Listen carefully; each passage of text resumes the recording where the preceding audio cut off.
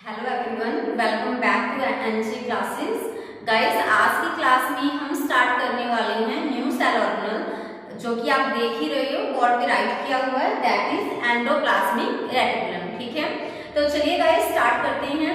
तो देखिए endoplasmic reticulum, ठीक है, एंडोप्लाज्मिक रेटिकुलम, इसके अंदर अलग अलग वर्ड्स हैं, endo plus plasmic plus reticulum, endo plus plasmic plus reticulum.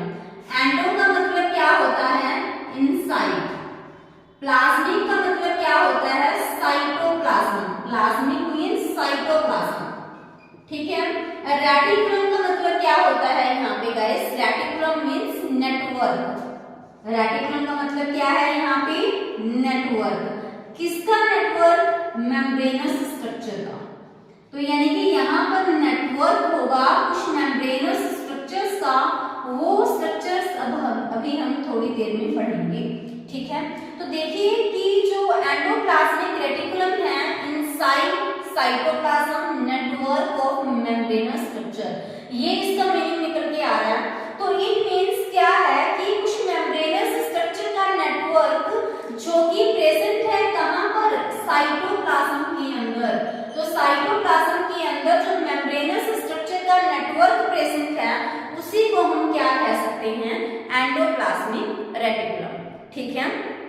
तो देखिए कि जो एंडोप्लाज्मिक रेटिकुलम है, इसको फर्स्टली ऑब्जर्व किसने किया? इसको सबसे पहले ऑब्जर्व किया गया गार्नियर द्वारा, गार्नियर नाम के साइंटिस्ट के द्वारा, ठीक है। अगर हम कहें कि जो एंडोप्लाज्मिक रेटिकुलम, जो सबसे पहले जो ये टर्म है वो किसने दी थी? ठीक है, तो ये टर्म दी थी गाइस पोर्टर नाम के साइंटिस्ट ने, ठीक है। तो ये दोनों ही साइंटिस्ट एंडोप्लाज्मिक रेटिकुलम से रिलेटेड हैं, तो आपको ये चीजें ध्यान रखनी है, ठीक है, क्लियर। तो अभी आप देखिए कि जो एंडोप्लाज्मिक रेटिकुलम है वो किनके अंदर प्रेजेंट रहेंगे और किनके अंदर एब्सेंट रहेंगे, ठीक है। तो एंडोप्लाज्मिक रेटिकुलम है, ईआर है, वो किनके अंदर प्रेजेंट रहेगा? वो प्रेजेंट रहेगा गाइस यूकैरियोटिक सेल्स के अंदर, प्रेजेंट रहेगा यूकैरियोटिक सेल्स के अंदर, ठीक है। तो यूकैरियोटिक सेल के अंदर जिनके अंदर प्री न्यूक्लियस प्रेजेंट होता है, तो उनके अंदर ER means endoplasmic reticulum present रहेगा। बट ऐसे यूकैरियोटिक सेल भी हैं जिनके अंदर ईआर प्रेजेंट होता ही नहीं है। तो वो कौन से एंडो मतलब यूकैरियोटिक सेल हैं? वो है mature mammalian RBC. Mature mammalian RBC यानी कि जो मैमल्स हैं, मैमल्स की आरबीसी के अंदर क्या प्रेजेंट नहीं होगा? ईआर प्रेजेंट नहीं होता। तो ये इसका एक्सेप्शन है कि वैसे तो हम कहते हैं कि यूकैरियोटिक सेल के अंदर ईआर प्रेजेंट रहेगा, बट ऐसे यूकैरियोटिक सेल भी हैं जिनके अंदर ईआर एब्सेंट रहता है, तो वो क्या है? मैच्योर मैमेलियन आरबीसी, जिनके अंदर ईआर प्रेजेंट नहीं होगा, ठीक है। अभी देखिए जो ईआर है वो एब्सेंट किनके अंदर रहता है? ईआर एब्सेंट और किसके अंदर होगा? देखो एक तो हमने पढ़ लिया कि जो इनका एक्सेप्शन केस है, मैच्योर मैमेलियन आरबीसी के अंदर जो ईआर है वो एब्सेंट रहेगा। सेकंड थिंग आप नोट कीजिए कि जितनी भी प्रोकैरियोटिक सेल हैं, जितनी भी प्रोकैरियोटिक सेल हैं, उनके अंदर भी जो ईआर है वो क्या रहता है? बेसिकली एब्सेंट रहता है, ठीक है। तो ये चीज आपको ध्यान रखनी है कि यूकैरियोटिक सेल के अंदर ईआर है वो प्रेजेंट रहेगा। Exception case is there mature mammalian RBC, और ईआर है वो एब्सेंट रहता है किसके अंदर? प्रोकैरियोटिक सेल में। इसकी जो एलिमेंट्स हैं एंडोप्लाज्मिक रेटिकुलम के अंदर, वो एलिमेंट्स क्या क्या प्रेजेंट होते हैं? ध्यान दीजिए। Elements of endoplasmic reticulum. तो एंडोप्लाज्मिक रेटिकुलम के अंदर कौन कौन से एलिमेंट्स हैं वो प्रेजेंट रहेंगे? तो इसके अंदर बेसिकली गाइस 3 एलिमेंट्स हैं वो प्रेजेंट रहते हैं, ठीक है। कौन कौन से? फर्स्ट है हमारे पास सिस्टर्निन, सेकंड है हमारे पास वेसिकल्स, एंड थर्ड है हमारे पास ट्यूब्यूल्स, ठीक है। तो ये 3 जो एलिमेंट्स हैं जो कि प्रेजेंट रहते हैं किसके अंदर? एंडोप्लाज्मिक रेटिकुलम के अंदर, सिस्टर्ने, वेसिकल्स एंड ट्यूब्यूल्स, ठीक है। तो अभी देखिए सिस्टरने, जो सिस्टरने हैं ये कैसे बना, फर्स्टली हम पढ़ते हैं सिस्टरने। सिस्टरने बना कैसे है, सिस्टरने बना है evagination of nuclear membrane, nuclear membrane की इवैजिनेशन से। देखिए एक होता है invagination means inside folding, evagination means outside folding. जैसे कि अभी मैं यहाँ पे एक स्ट्रक्चर बना रही हूँ, ठीक है, ध्यान दीजिएगा।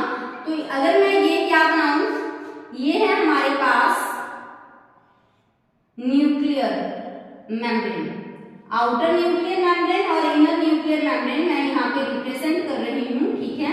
तो this is outer, this is inner. तो जो आउटर न्यूक्लियर मेम्ब्रेन है, ठीक है, उसके अंदर क्या होगा, उसके अंदर इवैजिनेशन होगी, दिखा दी हमने इवैजिनेशन। इवैजिनेशन के बाद यहाँ पर ऐसे स्ट्रक्चर बनेंगे, ठीक है, इस तरह से, और वो ट्यूब लाइक स्ट्रक्चर इस तरह से आपस में क्या हो जाते हैं, कनेक्ट हो जाते हैं, ठीक है। तो जब ये ट्यूब लाइक स्ट्रक्चर आपस में कनेक्ट हो जाएंगे इस तरह से, तो इनको हम क्या बोल देते हैं, ये क्या है यहाँ पे सिस्टरने है। तभी मैं कह रही हूँ कि जो सिस्टरने है वो कैसे बने, nuclear membrane, specially we can say outer nuclear membrane, outer nuclear membrane की जो इवैजिनेशन से जो ये हमारे पास स्ट्रक्चर बना है गाइस, ये क्या है, सिस्टरने है। Is it clear? तो ये स्ट्रक्चर हम क्या कहेंगे, इसको सिस्टरने कहेंगे। आप देखिए इस सिस्टरने के अंदर क्या प्रेजेंट है, यहाँ पे स्पेस प्रेजेंट है ना, खाली स्पेस। यहाँ पे देखिए ये स्पेस प्रेजेंट है, इस स्पेस को हम क्या कह देते हैं, ल्यूमन। क्या कहेंगे, इस एम्प्टी स्पेस को हम, इस एम्प्टी स्पेस को कह देते हैं हम ल्यूमन। क्लियर? तो जो ये सिस्टरने हैं ये बने कैसे, न्यूक्लियर मेम्ब्रेन की इवैजिनेशन से। तो आपको एंडोप्लाज्मिक रेटिकुलम का कौन सा पार्ट है जो न्यूक्लियर मेम्ब्रेन के नजदीक मिलेगा, वो है सिस्टरने। तो नॉट कीजिए, तो ये मिलेंगे closer to nuclear membrane, closer to nuclear membrane. अगर आपसे पूछा जाए कि जो सिस्टरने हैं वो आपको कहाँ देखने को मिलेंगे, क्लोजर टू न्यूक्लियर मेम्ब्रेन या फिर क्लोजर टू प्लाज्मा मेम्ब्रेन, तो वो आपको देखने को मिलेंगे क्लोजर टू न्यूक्लियर मेम्ब्रेन, क्योंकि न्यूक्लियर मेम्ब्रेन की इवैजिनेशन से ही सिस्टरने बने हैं, ठीक है। और इन्हीं सिस्टरने के ऊपर क्या प्रेजेंट रहते हैं, जैसे ये सिस्टरने है ना, तो मैंने इस सिस्टरने के ऊपर क्या दिखा दिए, ये राइबोसोम प्रेजेंट है। सिस्टरने के ऊपर क्या प्रेजेंट होती है, राइबोसोम प्रेजेंट होते हैं, ठीक है। और जो ये राइबोसोम है, ठीक है, ये कितने एस के रहेंगे, ये रहेंगे 80 एस के, ठीक है। तो इट मींस सिस्टरने की मेम्ब्रेन के ऊपर राइबोसोम अटैच रहते हैं। तो जो ये सिस्टरने की मेम्ब्रेन के ऊपर राइबोसोम प्रेजेंट हैं, ये हैं 80 एस के। तो अगर ये 80 एस के राइबोसोम हैं, तो इसके अंदर गाइस दो सब यूनिट होंगी, एक होगी 60 एस और दूसरी होगी 40 एस, ठीक है। जो 60 एस है वो क्या होगी, लार्जर सब यूनिट, लार्जर सब यूनिट, और जो स्मॉलर है वो होगी 40 एस की, स्मॉलर सब यूनिट, ठीक है। तो जो सिस्टरने की मेम्ब्रेन के ऊपर जो क्या प्रेजेंट है, राइबोसोम, तो वो किस प्रोटीन की हेल्प से अटैच होते हैं, इसी को मैं अभी यहाँ पे बना के दिखाती हूँ, इसी पार्ट को, ठीक है, जो ये वाला पार्ट है। तो ये मैंने बना दी सिस्टरने की मेम्ब्रेन। तो इसके ऊपर हमने क्या दिखाना है कि ये क्या प्रेजेंट है, राइबोसोम्स प्रेजेंट है, ठीक है। ये हमने राइबोसोम्स बना दिए, इसको चलो स्मॉल दिखा देते हैं, सो दैट स्मॉलर सब यूनिट रिप्रेजेंट अच्छे से हो जाए। तो ये हमने दिखा दिया स्मॉलर, ठीक है। तो ये है गाइस 40 एस और ये है हमारे पास 60 एस। तो जो मैंने ये वाला पार्ट दिखाया है, ये मैंने रिप्रेजेंट किया है सिस्टरने की मेम्ब्रेन को, ठीक है। तो ये है हमारे पास सिस्टरने। तो इस सिस्टरने के ऊपर जो राइबोसोम्स लगा हुआ है ये वाला, ठीक है, उस राइबोसोम के अंदर मैंने आपको बताया कि दो सब यूनिट हैं, तो वही मैंने रिप्रेजेंट कर दी, एक 60 एस और एक 40 एस। तो इट मींस अगर आपसे पूछा जाए कि सिस्टरने के साथ राइबोसोम की कौन सी यूनिट अटैच होती है, मेनली कौन सी यूनिट अटैच है, मेनली 60 एस वाली, ठीक है। और वो किसकी हेल्प से अटैच होती हैं, वो यहाँ पे अटैच होगी एक प्रोटीन की हेल्प से। तो उस प्रोटीन को हम क्या बोलते हैं, राइबोफोरिन प्रोटीन, ठीक है, जो कि क्या है, एक टाइप का ग्लाइकोप्रोटीन है। ठीक है, तो इट मीन्स हम कह सकते हैं कि जो सिस्टर्ने होते हैं वो कैसे बने, वो न्यूक्लियर मेम्ब्रेन की इवेजिनेशन से बने। ठीक है, और वो इसी वजह से वो न्यूक्लियर मेम्ब्रेन के ही क्लोज होंगे। सिस्टर्ने के ऊपर राइबोसोम प्रेजेंट रहेंगे और सिस्टर्ने के ऊपर राइबोसोम जो प्रेजेंट होते हैं वो कितने एस के होते हैं, 80S के। और जो 80S का राइबोसोम है उसके अंदर दो सब यूनिट हैं, एक 60S और एक 40S। ठीक है, तो 60S की सब यूनिट जो यहाँ पे अटैच रहेगी सिस्टर्ने के साथ, वो किस प्रोटीन की हेल्प से अटैच होती है, वो अटैच होती है गाइस राइबोफोरिन प्रोटीन की हेल्प से। क्योंकि राइबोफोरिन मींस क्योंकि वो राइबोसोम की अटैचमेंट में हेल्प कर रहा है। ठीक है, तो अभी आप देखिए जो यहाँ पे स्पेस प्रेजेंट होगा उसको हम बोल देते हैं ल्यूमेन। ठीक है, बाकी फिर हम नेक्स्ट स्लाइड। अच्छा गाइस, नेक्स्ट देखिए, नेक्स्ट हम पढ़ने वाले हैं ट्यूब्यूल के बारे में। तो देखिए ट्यूब्यूल्स क्या होती हैं। तो आपने प्रीवियस स्लाइड के अंदर सिस्टर्ने के बारे में पढ़ा। ठीक है, तो जब सिस्टर्ने के ऊपर तो क्या प्रेजेंट होती हैं, राइबोसोम प्रेजेंट होते हैं। ठीक है, सिस्टर्ने के ऊपर राइबोसोम प्रेजेंट होते हैं। तो जब क्या हुआ, सिस्टर्ने ने अपने राइबोसोम क्या कर दिए, लूज कर दिए। ठीक है, हटा दिए अपने राइबोसोम। तो राइबोसोम हटाने के बाद सिस्टर्ने किसमें चेंज हो जाएगा, ट्यूब्यूल्स में। तो क्या सिर्फ यही चेंज आएगा, जब सिस्टर्ने से ट्यूब्यूल बनता है तो क्या सिर्फ यही चेंज आएगा कि उसने राइबोसोम हटाए? नहीं, इसके अलावा और भी चेंजेस आते हैं। कि एक तो जो सिस्टर्ने का जो ये वाला ल्यूमेन है, मैंने आपको बताया था this is the lumen part, एक तो उसका ल्यूमेन क्या हो जाएगा, वाइड हो जाएगा। ठीक है, सेकेंड थिंग उसने राइबोसोम की हटा दी अपने। थर्ड थिंग आप देखिए कि जो सिस्टर्ने है वो क्या है, सिस्टर्ने अनब्रांच्ड होगा, बट जो ये है हमारे पास ट्यूब्यूल है वो क्या होता है, ब्रांच्ड स्ट्रक्चर। तो इट मींस उसके अंदर ब्रांचिंग इंक्रीज हो जाएगी, हम ये कह सकते हैं। ठीक है, कि सिस्टर्ने से जैसे ही ट्यूब्यूल बनेगा उसने राइबोसोम हटाई और उसने क्या किया, जो अपना ये वाला ल्यूमेन था वो और थोड़ा चौड़ा कर लिया, वाइड कर लिया उसको। थर्ड वन क्या है कि उसने ब्रांचिंग बढ़ा ली। तो ऐसे में जो हमारे पास ट्यूब्यूल है वो कैसा स्ट्रक्चर होगा गाइस, ब्रांच्ड स्ट्रक्चर होगा। तो इसी को मैं अभी यहाँ पे रिप्रेजेंट कर देती हूँ। तो जैसे ये क्या है, सिस्टर्ने पार्ट, तो सिस्टर्ने पार्ट के अंदर क्या हुआ, जब उसने अपने राइबोसोम हटा दिए तो क्या बनेगा, कौन सा पार्ट बनेगा, तो उस टाइम बनेगा यहाँ पे इस तरह से। जो ये वाला स्ट्रक्चर बना है वो कैसा स्ट्रक्चर है, वो है हमारे पास ट्यूब्यूलर पार्ट। ठीक है, और यहाँ पे क्या प्रेजेंट है, ये प्रेजेंट है यहाँ पे प्लाज्मा मेम्ब्रेन। तो इट मींस हम कह सकते हैं कि सिस्टर्ने से ही ट्यूब्यूल वाला पार्ट बना। ठीक है, और जो ट्यूब्यूल वाला पार्ट है वो किसके क्लॉज है, वो क्लॉज है किसके, प्लाज्मा मेम्ब्रेन की। तो इट मींस जो ट्यूब वाला पार्ट है, ट्यूब्यूल वाला पार्ट है, that is closer to the plasma membrane.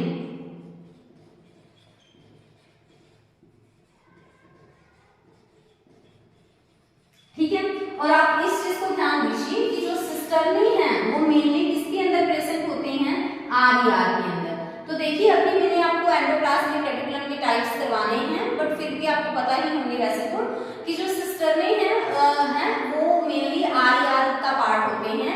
Reason क्या है कि जो एंडोप्लाज्मिक रेटिकुलम है उसके अंदर 2 पार्ट्स होते हैं, RER एंड SER। ठीक है, and rough endoplasmic reticulum and SER that is smooth endoplasmic reticulum. तो जो RER है उसके अंदर मेनली क्या प्रेजेंट होंगे, मेनली उसके अंदर प्रेजेंट होंगे सिस्टर्ने। बट जो SER है स्मूथ एंडोप्लाज्मिक रेटिकुलम, उसके अंदर मेनली क्या प्रेजेंट होंगे, ट्यूब्यूल्स। ठीक है, तभी कहा जाता है कि जो RER है वो मेनली प्रेजेंट रहेगा near to the nuclear membrane, क्योंकि सिस्टर्ने ही ज्यादातर कहाँ प्रेजेंट होते हैं, near to the nuclear membrane. ठीक है, जो SER है जो कि किससे मिलके बनते हैं, ट्यूब्यूल से, और वो प्रेजेंट होते हैं near to the plasma membrane. Is it clear? Next one है गाइस हमारे पास वेसिकल्स। नेक्स्ट है वेसिकल्स। तो वेसिकल्स कैसे बनते हैं, आप इस चीज को देखिए कि जो हमारे पास सिस्टर्ने है और ये क्या है, ट्यूब्यूल पार्ट। मेंशन कर देती हूं मैं यहाँ पे, this is the tubule part. तो आप इस चीज को देखिए, जो हमने पहले 2 पार्ट डिस्कस किए हैं, ठीक है, तो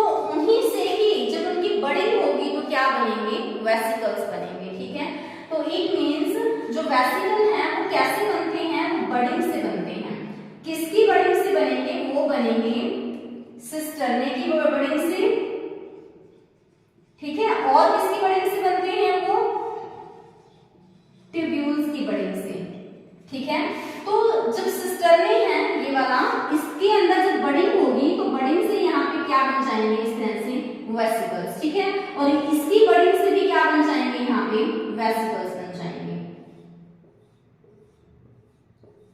क्लियर है, समझ पा रही हो ना इस चीज को कि जो हमारे पास सिस्टरने है इसके अंदर जब बडिंग हो जाएगी तो इस तरह से वेसिकल निकल के आएंगे, और यहाँ पर भी जब बडिंग होगी तो क्या निकल के आएंगे, वेसिकल्स। तो इट मींस बडिंग से क्या बनेंगे, वेसिकल्स बनते हैं। किसकी बडिंग से, सिस्टरने की बडिंग से और ट्यूब्यूल्स की बडिंग से, ठीक है। तो जब सिस्टरने की बडिंग से जो वेसिकल्स बनेंगे तो आपको ध्यान रखना है कि वो तो क्या होंगे, प्रोटीन रिच होंगे, ठीक है, वो तो प्रोटीन रिच होंगे। बट जो ट्यूब्यूल्स की बडिंग से जो बनते हैं वो लिपिड रिच होंगे, ठीक है। बट जो ज्यादा वेसिकल्स होते हैं वो किसके क्लोजर होते हैं, वो क्लोजर टू दी सिस्टरने होते हैं। तो यानी कि ज्यादा जो वेसिकल्स हैं वो सिस्टरने की बडिंग से बनते हैं।